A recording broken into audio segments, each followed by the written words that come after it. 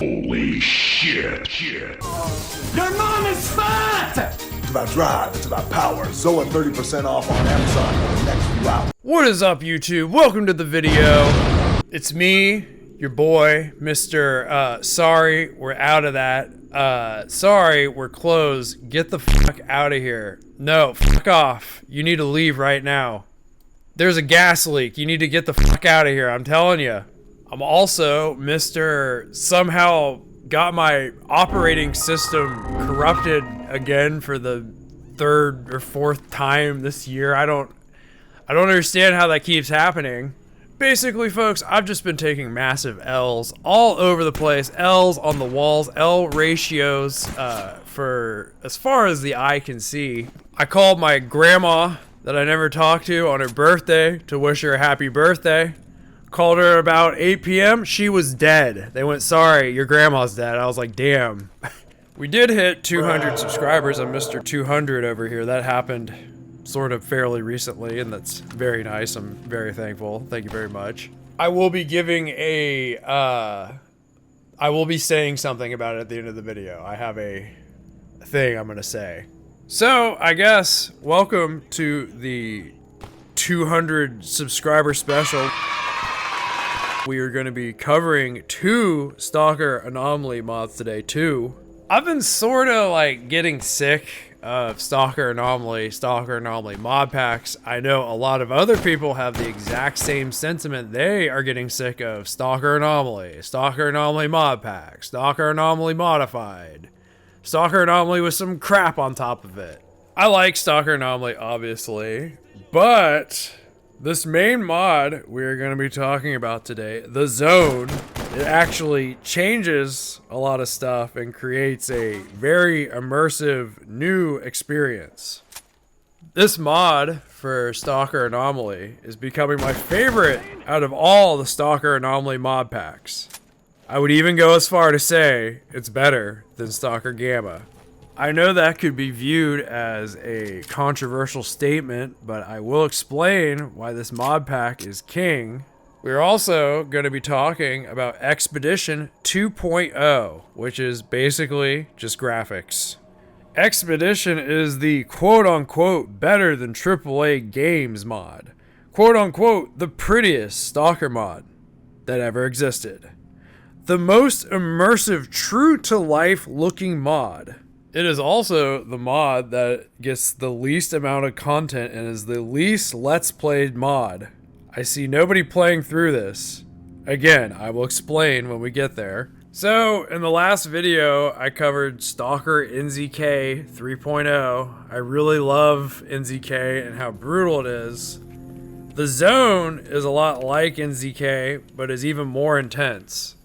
The T.H.E.Z.O.N.E is also a lot better optimized than Stalker NZK is, but it is not beginner friendly. The T.H.E.Z.O.N.E came out on June 4th of this year, and the description reads, the T.H.E.Z.O.N.E is a complete overhaul of the game based on realism and inspired by Andrei Tarkovsky's film Stalker for the atmosphere. It is intended for veteran stalkers who like to spend time in the zone to explore, discover places, and survive. All features of the base game have been overhauled and edited in mysterious ways, and it's up to the individual stalker to find them out. The zone is truly alive and at work. The exclusion zone is deadlier and more alive than ever before. You will struggle and fight against the zone and its children, as much as against the human population. Be smart, not brave. Otherwise, the zone will punish you. Rookies and tourists die easily. Be forewarned. Where will your story begin and where will it end? The T.H.E.Z.O.N.E knows. I like this mod a lot. That was a mouthful, very dramatized description, but I am going to be explaining to you what it all means. Something to note is your PDA your character has will have a complete feature guide in it right from the start of the mod. This is excellent craftsmanship, and it will help you immensely if you do decide to play this mod. Definitely read over the feature guide. The T.H.E.Z.O.N.E is a hardcore mode mod, meaning there is only one difficulty, the zone, which includes the item availability and the trader supplies. The ruble economy has been overhauled with prices fluctuating based on relations with traders, but the traders rip you off the more you trade with them. All items, including guns, meds, and armor, are more rare and valuable. The mutants have been overhauled to be faster and more dangerous, like in ZK, and their spawns have been multiplied, like in ZK. There are enhanced, more dangerous anomalies everywhere, and new anomalies, like in ZK. You have the magazine system, which is fun. Regular enemies have been overhauled, especially the military. The military is extra dangerous in this mod, and they have some weird bounty system that happens when you get into conflicts with them. Your rank and reputation affect what quests are available for you. It also affects trading repairs and upgrades from the various mechanics and vendors. The body health system is back, but it has a twist. Your health does not instantaneously regenerate. This means meds work over time and it takes a while to heal. I'm going to give you a visual representation of this. What this means is when you get shot or hit by somebody and you use a healing item like a med kit, your health will slowly regenerate over time. There's no instantaneous health bar going back up. So if you're in a firefight and you're getting shot out, you're kind of screwed. Something that also has been added is a fatigue system, and this is exactly what it sounds like. You cannot sprint at full speed everywhere anymore, and your equip load affects your fatigue and how quick it replenishes. As your character gets more fatigued, you run slower and slower, especially when you are injured. There are endurance boosters, but they only work for a limited amount of time. You recover fatigue by sleeping, eating, drinking, and sitting by the campfires. You're actually going to be sitting by the campfires a lot, and this is really funny to me because I don't think I've ever sat at a campfire, because why would you sit at the campfire? It doesn't do anything. This game actually gives you a reason to sit there at the campfire because it replenishes health. Also, when you save at the campfires, it goes forward in time a little bit and has you rest a little bit. Also, the more fatigued you are, the more your screen will fade in and out, which can get you killed. You also can die of exhaustion and starvation a lot easier. At night, mutant hordes become more intense and dangerous, especially since you are a lot slower and the mutants are a lot faster. I also have noticed that the mutants are a lot better at killing you and killing other NPCs. There are a lot of places you will run to at night to hide and think you're safe, but then the mutant hordes will take over and start killing everybody, which is crazy. There are new weapons, items, etc. I really love the addition of the Afghan War AK-74. I never realized how much I needed that in my life. There is some new story stuff. I haven't seen it all, but the story is enhanced. Now, this is the biggest kicker of this entire mod. This is the thing that separates it from every other Anomaly mod pack. You don't know any routes to any of the locations, and you can only fast travel once a day. Fast travel is basically worthless though, because if you fast travel to a place where you don't have routes, you're probably just gonna die. So it's kind of out of the question. I think this is amazing. Dead Air and Area had this feature, and it implements really well here. To get routes and move to the other locations, you have to do the main story, scavenge for loot in the maps you have access to, find maps or journals, or spend a large sum of money to guides. Because of this, you really have to hobo grind really hard at the beginning just to get anywhere.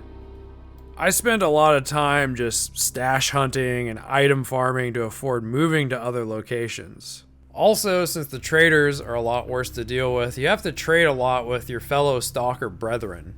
So all of this paired with the terrifying nights where you're hiding with friendly NPCs, but then the entire camp gets ravaged by monster night mutants. You can't just mindlessly run away because of the enhanced fatigue and health system. It makes this mod probably the scariest and most immersive experience I have had with a Stalker mod. It makes you feel like you really are living there. The graphics and visuals are really nice and overhauled. It all looks very clean and nice. The complaints that I and other Stalker mod people have about Anomaly and all the mod packs, including Gamma and EFP, these mods are hard if you're new to Stalker and don't understand everything, obviously. But if you've been playing these mods forever, it becomes way too easy. You're gonna know all the exploits to get the max rep, money, get the traders to all have all the items so you can max out, get the right medical items and artifacts so you can sprint everywhere. There's unlimited fast travels. They are there, and sometimes I do use them. I know others do too if a task is ridiculously far away. You can go so fast, it's almost like you aren't even playing the game. And why am I doing it all over and over again? I've played through Anomaly multiple times over the past few years. It gets boring. Stalker Anomaly is boring. I haven't really been touching Stalker unless it is to make videos or some new weird mod pops up that actually is interesting. The Zone is a game changer and has completely changed how I play this mod. I've actually been able to get lost in this mod, which is rare. I recommend this mod to anyone that has been playing Anomaly forever or is bored of Anomaly. This really is the most difficult immersive experience you can have in this game. Like all mods, this mod is not perfect, obviously, and I'm going to be giving some criticisms about it. This mod can be realistically hard at times. You will die a lot and sometimes feel cheated when you die. The developers recommend you play in Iron Man mode, where you have a set number of lives, as well as campfire saves, where you can only save at the campfires. Something that is kind of annoying about campfire mode in this mod is how now that there are mutants and enemies everywhere, the game never lets you save because quote unquote you can't save when enemies are nearby, when there really aren't any enemies nearby. This mixed with Iron Man mode can lead to you permanently losing your game to something that may have not been the most fair thing to happen. When you start your game, you can turn off campfire mode and Iron Man mode. The devs say it isn't the real experience, and I agree it isn't as hardcore, but it will make it more enjoyable for you if you're struggling with this mod. My recommendation is to keep campfire mode on because you do need to have campfire mode on. It's a feature for the resting by the fire and making time pass, but if you're dying and losing your saves a lot, turn Iron Man mode off. You don't need to be losing your save to dumb deaths. Another criticism I have has to do with not having routes. I really like not having routes, but if you try to get tasks for money and reputation, it seemed that the only tasks I could get were ones that were in areas I did not have access to yet. This is a bummer because you need money and rep to get the new routes. It's kind of like the joint pack logic where it is very expensive to get a knife and you can't collect mutant parts without one to get money for it. The knife. Just its routes and tasks. I do really like the having to discover routes feature though. This also makes playing enemy factions or factions that have very far away northern bases harder to play. I recommend playing Loner or Clear Sky or Ecologist for this mod because of the route feature. If you want a mod where you just want to free play and run around killing people or doing genocide runs or whatever, this is not the mod for you. It's more story based. So besides all of that, this is a god tier mod that moves more towards dead air and Stalker area, which I love. I 100% recommend this mod, and I think it is the best Anomaly mod currently. I would even go as far as calling it a Gamma killer. I think if you are looking for a hardcore or more intense true to Stalker experience, I think this mod is better than EFP or Gamma. I obviously like Escape from Pripyat and Gamma, so no offense to them. The Zone is a completely different experience and nails hardcore mode. That is my opinion though. I could be looking at it with rose tinted glasses, but I definitely recommend trying it. It's also very easy to install, and I will link the ModDB page in the description. You just copy the T.H.E.Z.O.N.E files into a clean Stalker Anomaly file and you're good to go. I know I've been kind of harping on Stalker Anomaly and the Anomaly mod packs. It's out of love. I do it because I love these mods and I want to give fair criticism about them. So another mod that released recently is Stalker Anomaly Expedition 2.0. I was kind of making fun of it earlier. This is a good mod. This is a playable, good mod. It's good. This mod is a complete graphics overhaul that makes the game look as realistic as possible. It also has boomsticks and sharp sticks, but it is missing some stuff in the current version. And it has even more models for the characters. There is also a sound overhaul. For some reason, with the current version, they got rid of Expedition 1.21's overlay and icons. I may just be a total idiot and may have installed it wrong, but it shows Vanilla Anomaly's menus and items, which throws me off a little bit. There is a little watermark though, letting me know that I have Expedition installed. Overall, this really is a good immersive experience that I would recommend to more newish players or casual players.